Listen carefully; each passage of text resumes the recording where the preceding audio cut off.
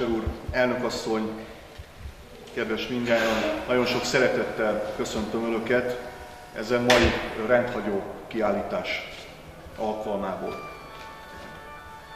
Benned a létra szól az országos vándorkiállításnak a mottója, amelynek művészeti pályázatát a Dombovári Prezidium Közhasznú Egyesület februárban hirdette meg. És akkora érdeklődés fogadta, hogy a bírálóbizottság bizony nagy gondban volt a döntéskor, hogy mely pályázatokat válassza ki a kiállításra. És elnézve ezeket az alkotásokat, sokunkban tudatosul az, hogy milyen buta szó az, hogy fogyatékos, fogyatékosság. Hiszen látjuk, különleges tehetségek, különleges értékek rejteznek ezekben az alkotókban és ezekben az alkotásokban is, amellyel hozzájárulnak az egyetemes magyar kultúra értékeihez. Éppen ezért köszönjük szépen, hogy éppen a mai napon, a Magyar Kultúra Napján, amikor egyébként a mai jogszabályok szerint fogyatékkal élő magyar költő letisztázta nemzeti himnuszunk kéziratát, most pont ezen a mai napon nyílhat meg Szigetváron ez a kiállítás, mutatva azt, hogy a tehetség utat tör magának bármilyen körülmények között. Nagy öröm számunkra, hogy elhozhattuk ide a kiállítást. Az Egyesület elnöke vagyok, és csak így kitérőben annyit, hogy az Egyesület 15 éve foglalkozik fogyatékossággal élő fiatalok, felnőttek és gyerekek komplex rehabilitációjával. És úgy gondolom, hogy ez is egy lehetőség arra, hogy az Egyesület megmutatja azt, hogy igenis figyelünk ezekre az emberekre, és igyekszünk minél jobban megmutatni az ő tehetségüket. Az Egyesület, ami Dombovári Egyesület, 2015. februárban hirdette meg a Benned a létra művészeti pályázatát, amelyre fogyatékossággal élő személyek alkotásait várta. A felhívást nagy érdeklődés fogadta. A beérkezett pályázatok közül 20, 16 egyéni és 4 csoportos, közel 30 alkotás, amit most itt láthatnak. A kiállítók között 2 gyerekcsoport is bemutatkozik. A pályázók több mint a fele kapott kiállítási lehetőséget, de a döntés így is nagyon nehéznek bizonyult. A bírálat elsődleges szempontja az alkotások színvonala volt. Kiírásunk célja, hogy bemutathassuk a fogyatékossággal élő személyek tehetségét, a bennük rejlő különleges értékeket. Az ország számos pontjáról érkeztek pályázatok, azonban elmondható, hogy hazánk nyugati felében jóval magasabb érdeklődés és aktivitás mutatkozott. A pályázat benyújtásának határideje 2 hónap volt, április közepéig vártuk a művek fotóit, valamint az alkotások bemutatkozását. A kiírás eredménye május hónapban került kihirdetésre. Az alkotók és segítőik szívesen küldték és ajánlották fel a műveiket Egyesületünk részére. Ki kell emelni az alkotók mögötti segítő személyek hatalmas munkáját. Első alkalommal tavaly júniusban mutattuk be a kiállítást Dombováron, a múzeumok éjszakáján. Ezt követte Székesfehérvár, Kaposvár, Zalaegerszeg, Zalaszentgrót, Paks, és most itt Szigetváron. Terveink szerint az ország különböző helyszínein szeretnénk még megrendezni a kiállítást. A vándoroltatást főleg adományokból, támogatásokból, valamint pályázati forrásból tudjuk gondozni, a költségeit fedezni. Szeretnénk eljuttatni az alkotók településeire is, hogy a velük élő emberek láthassák a közösségükben élő kincseket. Célunk az, hogy ez a tárlat hirdesse, a tehetség mindenkié. Ne azonosuljunk a fogyatékosság szó korlátozó sztereotípiájával. Hirdessük az elfogadást, keressük és ismerjük fel a kiugró képességeket, amellyel alkotóink rendelkeznek. Ezúton szeretném megköszönni az alkotóknak és segítőiknek a támogatást, a részvételt. Köszönöm Szigetvár városának, vezetőinek, polgármester úrnak és alpolgármester úrnak a megjelenést és a köszöntő szavakat. Köszönöm, hogy a Magyar Kultúra Napja eseményein mi is részt vehetünk és bemutatkozhatunk. Köszönöm a Vigadó vezetőjének, Malek Andreának, és a Szigetvári Kultúr és Zöldzóna Egyesületnek a szervezésben lebonyolított munkát, együttműködést. Szeretném még említeni, hogy az Egyesületünk is tagja a kreatív ipari klaszternek, akik segítkeztek a kiállítás idehozatalában. Köszönöm a kiállítás rendezését Farkas János úrnak, a támogatást a kiállítás vándoroltatásában pedig az EON Hungária ZRT-nek köszönhetjük. Az országos távlatot ezúttal Szigetváron megnyitom. Köszönöm neked a leckét, melyet tanult, hogy mindenkit méltósággal kell kezelni, különösen is a fogyatékkal élőket. A szélütötteket, a vakokat, a szellemi károsultakat, a bénákat, az egészségükben megtörteket, s mindenkit, aki maradandóan sérült. Uram, alakítanom kell magamat, hogy elérhessem a számomra lehetséges önállóság formáját. Tehát felajánlom neked a kezelések óráit, csendes imaként mindazokért, akiket elcsendezetett a betegség.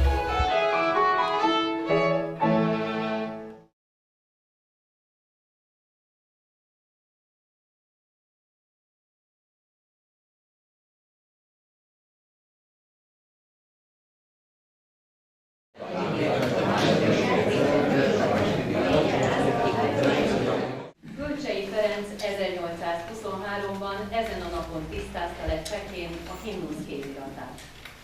Szigetváron a zeneiskola 1999 óta ad otthont rendezvénynek. A 2016-os esztendő nagyon fontos Szigetvár számára. Ezt az évet a magyar kormány Szigetvár Zrínyi 1566 emlékévvé nyilvánította, melynek során az egész nemzet a leghősiesebb város Szigetvár hőseire emlékezik.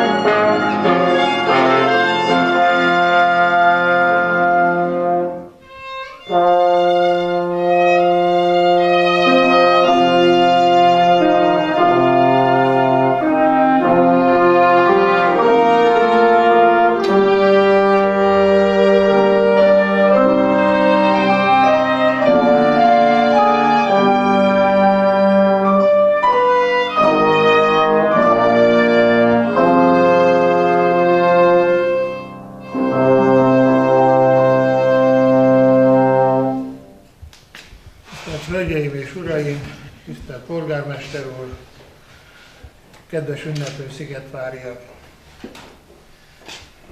Úgy köszöntöttem önöket, hogy ünneplő szigetváriak, annak ellenére, hogy a naptár nem jelez pirosbetűs ünnepet. Ezen a napon nem zártak be az iskolák, nem zártak be az üzletek, de a legtöbb helyen, iskolában, könyvtárban, közösségi házban, faluban, városban valamiképpen megemlékeznek a Magyar Kultúra Napjáról.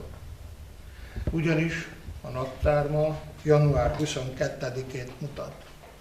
A Magyar Kultúra Napját ünnepeljük ezen a napon, ahogyan a bevezetőben is elhangzott már, annak emlékére, hogy a kézirat tanúsága szerint 1823-ban ezen a napon tisztázta le Kölcsey Ferenc csekei magányában a himnusz kéziratát. Ma Szatmár-Csekének hívják a települést.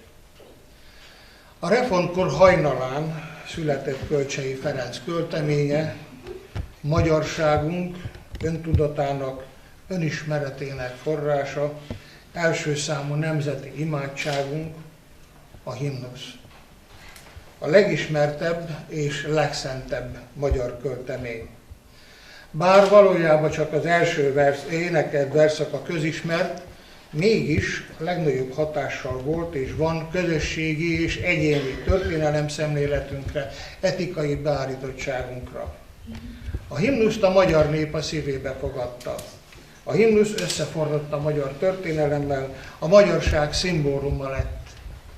A himnusz elválaszthatatlan a hazaszeretettől. Egy sokat szenvedett nép hite, vágya, Isten trónusáig felható fohászkodása szólal meg a versben, melyet Erkel Ferenc zenésített meg 1844-ben, és méltán lett így a nemzet imádsága. 1989-ben Kölcsey születésének 200. évfordulójára emlékezve született meg a döntés, hogy ez a nap legyen a Magyar Kultúra Napja. A megemlékezés gondolata ifjabb Pasang Árpád zeneszerzőtől ered, aki szerint Kölcsey himnusza összefogja a magyarság lelki, kulturális és vallási értékeit, és egyúttal a kulturális egységet is jelképezi. A magyar kultúra az önöké, a miénk, a magyar embereké, azoké, akik művelik, tisztelik és érvényre juttatják. Ez a nap az értékteremtés és megőrzés napja, tehát kötelességünk róla megemlékezni és tovább értetni. 27 éves tehát a Magyar Kultúra Napja. A Magyar Kultúra Napja. Van gyereknap, anyák napja, nőnap, és sorolhatnánk azokat a napokat, amikor megkülönböztetett ünnepe van azoknak, akik fontosak nekünk, akiket szeretünk, óvunk, féltünk, gyámolítunk. Ezeken az ünnepeken gyakran elhangzik, hogy az év minden napján megkülönböztetett figyelemmel kell fordulnunk az ünnepeltek felé. Így van ez a kultúrával is. Egész évben művelni és ápolni kell. A mai egy olyan alkalom, amikor érdemes tágra nyitni egy jelképes ablakot, például megnézni a Vigadóban a most megnyílt kiállítást, elsétálni a várba, és megtekinteni az új vártörténeti kiállítást, meghallgatni, olvasni egy városunkról szóló irodalmi verset, egy zeneművet, hiszen szerencsére bővelkedünk ebben, hogy átélhessük a valahová tartozás jóleső érzését. Felvetődik a kérdés, mi tehát a kultúra? Sokan sokfélét mondanak erről. Ezen a napon gyakran idézik a kultúra szó jelentését különböző lexikonokból, értelmező szótárakból. Ezek a hosszas felsorolások arról szólnak, amit a kultúra egybegyűjt. De mit mond erről egy igazi világpolgár, a 20. század nagy írója, Márai Sándor? Márai megfogalmazásában a kultúra az emberi lét legmélyebb tartalma, életforma. Egy olyan viszonyrendszer, ami átfogja az egész emberi életet, a teljes társadalmat. A kultúra műveltség, szellemi, anyagi értékteremtés, tudatos alkotás, művészet, tudomány, vallás, ismeretek és magatartásformák. Egy szóval minden, ami emberré emel. Hozzátenném még, hogy mindazt a tárgyi szellemi értéket, amit mi az elmúlt évszázadokban létrehoztunk, az szerves része az emberiség egyetemes kultúrájának, és szerte ágazó örökség ez. Épp úgy fontos része Zrínyi Miklós önfeláldozó hősiessége, Arany János költészete, mint a Rubik kocka része, Semmelweis Ignác gyerekágyiráz megfékezése érdekében vezetett regulái, vagy Hosszú Katinka, Puskás Ferenc sportsikerei, vagy mondjuk a Tisza szabályozása, a befejezéséhez közeledő Szigetvári vár felújítása, vagy éppen gróf Klebersberg Bruno vallás- és közoktatási miniszter népiskolai programja. A Magyar Kultúra Napját tehát, ezt a kincset, legnagyobb közös kincsünket, nemzeti kultúránkat ünnepeljük. Kedves ünneplő szigetváriak, az, hogy mi itt vagyunk, ha kevesen is, a zeneiskolában, ez egyben egy fontos tanúságtétel. A kultúra szeretete mellett arról is szól, meggyőződésünkről is val, hogy mindannyian tudjuk, hogy kultúránk közös kincsünk, amelyet védenünk és ápolnunk kell, és hogy magyarságunk jövőjét népünk kulturális színvonalon fogja megalapozni és meghatározni.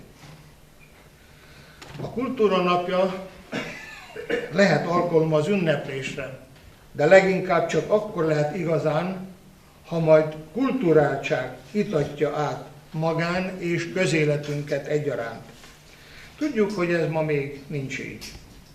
Hazánk jelenlegi állapotában előre kell tekintenünk, hogy lássuk, Magyarországon is eljön az az idő, amikor elkölcsösnek lenni nem privát hősiesség, hanem a legszemélyesebb magán és közérdek. Remélem eljön az az idő, amikor jellemző egy polgári Magyarországra az erkölcs, a kultúra mind magasabb szintű megjelenésére, amikor a gyerekek, a felnőttek viselkedés kultúrája, a létrehozott kulturális értékek megbecsülése elemi szabály lesz mindenki számára.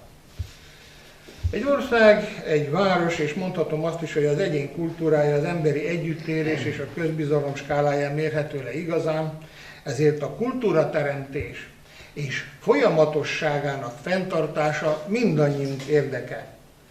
Nem feladatom és nem is az ünnepi beszéd témája kell, hogy legyen, csupán megemlítem, hogy a valaha szebb napokat látott, egy időben az országban egyedülálló közművelődési intézményünk nem is olyan régen még a kultúra szigetvári fellegváraként apostrofált városi könyvtár külső és belső megjelenésére ma inkább az elhanyagoltság a legjobb szó. Ez természetesen nem a mindenkori intézményvezetés hibája. Kultúrateremtés, kulturális értékeink megőrzése tehát mindannyiunknak a kötelessége. Nos, e tekintetben bőven vár ránk tennivaló. Nem redhethetünk vissza a nehézségek láttán, hiszen akkor is, amiért cselekednünk kell, az a városunk, és kis pátosszal azt is mondhatnám, hogy a hazánk. Tisztelt Hölgyeim és Uraim! A kultúrateremtés, a hagyományőrzés egyik legfontosabb terepe a nemzeti városi ünnepeink megtartása. Városunk lakói számára kiemelkedően fontos lesz az idei esztendő. A szép évforduló ráirányítja a figyelmet városunk történetének egy meghatározó időszakára. Tehát 2016-ban ilyen lesz a Zrínyi emlékév. Ez az emlékév számtalan kulturálódási, nevelési lehetőséget rejt magában. A kor legkiválóbb kutatói, történészei havonta végigvezettek bennünket a 122 éves török uralom mindennapjain. Reméljük, rövid időn belül a várfelújítás is befejeződik, könyvek, kiadványok jelennek meg városunkról, fuvós zenekari programok, kulturális rendezvények teszik színessé az évfordulót. Mindezek segítenek megismerni történelmünk, városunk történetének jeles időszakát, és mint eddig is példát mutatunk hazaszeretetből. Tehát adott ez évben is a kultúrateremtés, a hagyományőrzés lehetősége, és éljünk vele. Tisztelt Hölgyeim és Uraim! Visszatérve a Magyar Kultúra Napját generáló himnuszunkhoz, meg kell említeni, hogy Kölcsei műve előtt a katolikus magyarság néphimnusza, a Boldogasszony anyánk és az Ahol vagy magyarok tündöklő csillaga kezdetű ének, míg a református magyarságé a Te benned bíztunk elejétől fogva a 90. Zsoltár volt, és most már 172 éve Isten áld meg a magyart. Mindegyik himnuszunk ugyanazért könyörgött. Ugyanazért könyörgött a nagy ínségben, a védőkar oltarmára vágyva. Azt gondolom, hogy bízhatunk a kegyelemben. A mai napon, 2016-ban is együtt énekelhettünk. Köszönöm megtisztelő figyelmüket!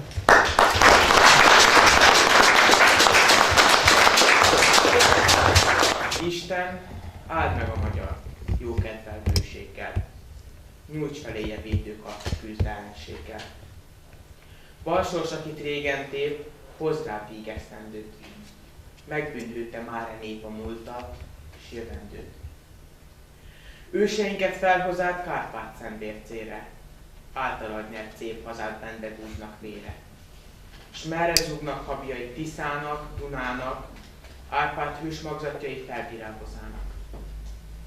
Értünk kunság mezein ért halászt engedtél, Tokaj szőlőveszein nektárt csepegtettél. Zászlónk gyakran plántál át vad török sáncára, s nyögte Mátyás búshadát Bécsnek büszke vára. Haj, de bűneim miatt gyúlt haragkeltetben, s elsújtál villámított dörgő fellekezben. Most rabló mongol nyilát zúgattat felettünk, majd töröktől rabikát vállainkra vettünk. Hányszor zengett ajkain Ozmán vadnépének, vert hadunk csonthalmain győzedelmiének? Hányszor támadt Tentiad, szép hazám kevledre, s lettél magzatod miatt magzatod hanvedre? Bújt az üldözött, s felé karnyújt barlangjában. Szerte nézett, és nem lelé honnyát a hazában. Bércráhág és völgybe száll, bú s kétség mellette. Vérözöl lábainál, és lángtenger felette. Várálott, most kőhalom, kedd s öröm rökkette. Halálhörgés siralom zajlik már helyette. S szabadság nem virul a holtnak véréből, kínzóratság könnye hull árvánk hőszeméből. Szánd meg Isten a magyar, kit vészek hányának, nyújts feléje védőkar tengerén kínjának. Balsors, akit régen tép, hozz rá vígesztendőt, megbűnhődte már nép a múltra és jövendő. A 2016-os Zrínyi emlékévben a Szigetvárért címert plakettet Lebedi János veszi át.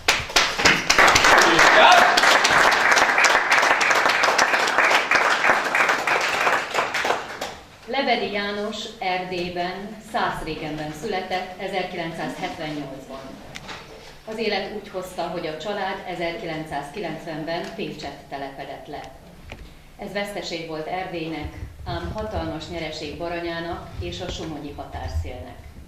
János már gyermekként vonzotta a történelmi múlt, a csillagászat, a régészet.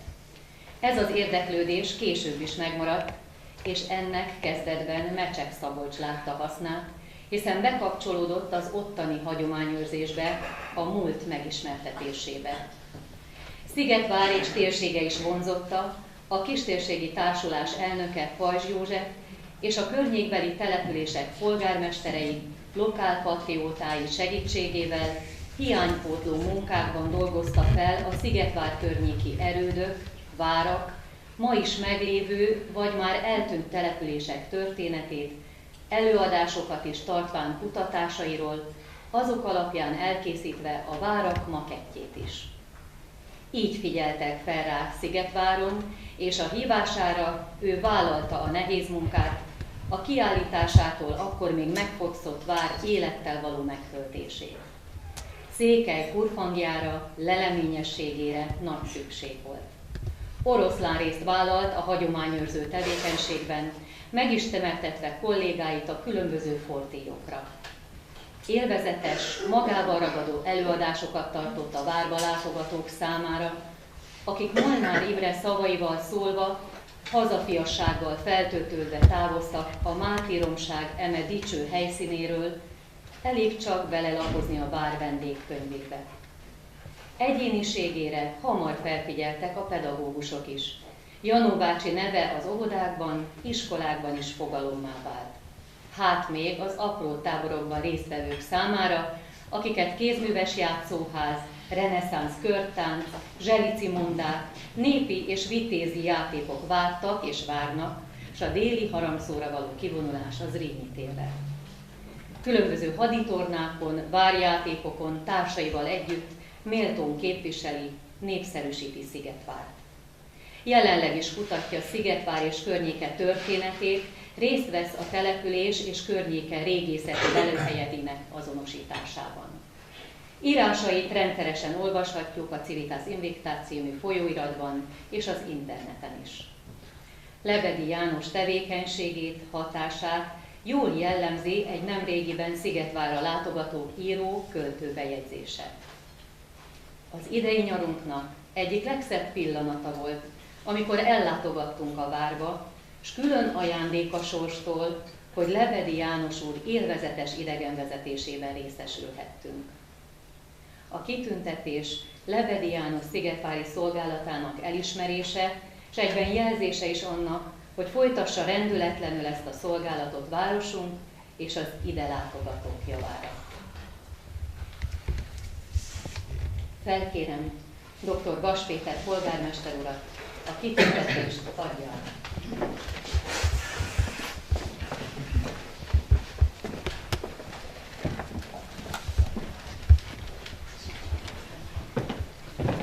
Szabjál ki! Háromszoros világ! Lebedi Jánosnak! Világ! Világ! Világ! Szabjál!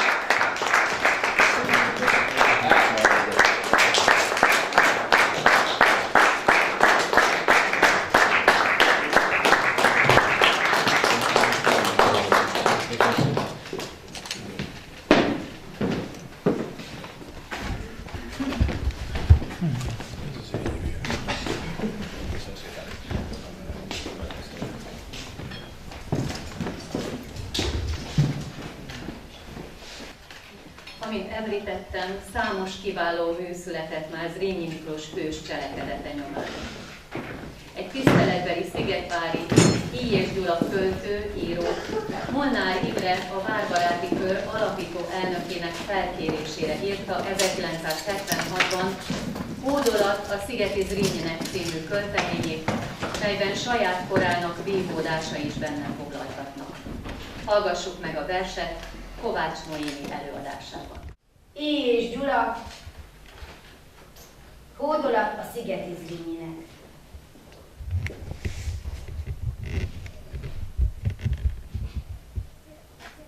Elvisz, jeladja magát. El az is. Tehát vissza a csőcsavart föltételekkel is, hogy szabad elvonulás meg biztosíték. A fölvonulás útjába esik a vár. Meg kell szerezni, tudjuk, selyemzsinóros parancs. Tehát bármi esetben az várhat, ami Temesvárnál Losoncira.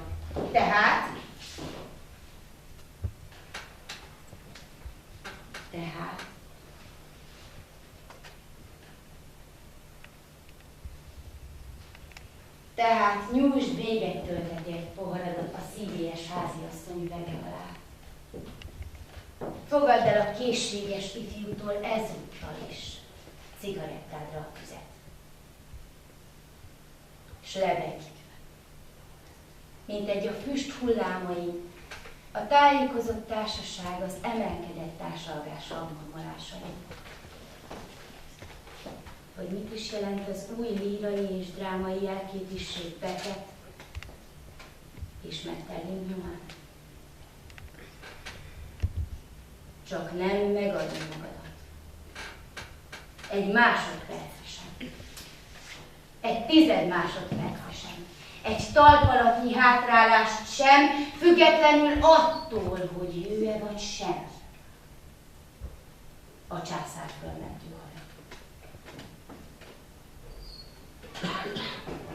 Van-e had egyetlen? Van-e császár?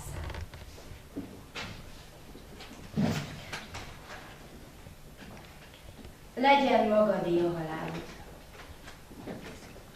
Az legalább. A lelki rocsogások, a fenti árulások.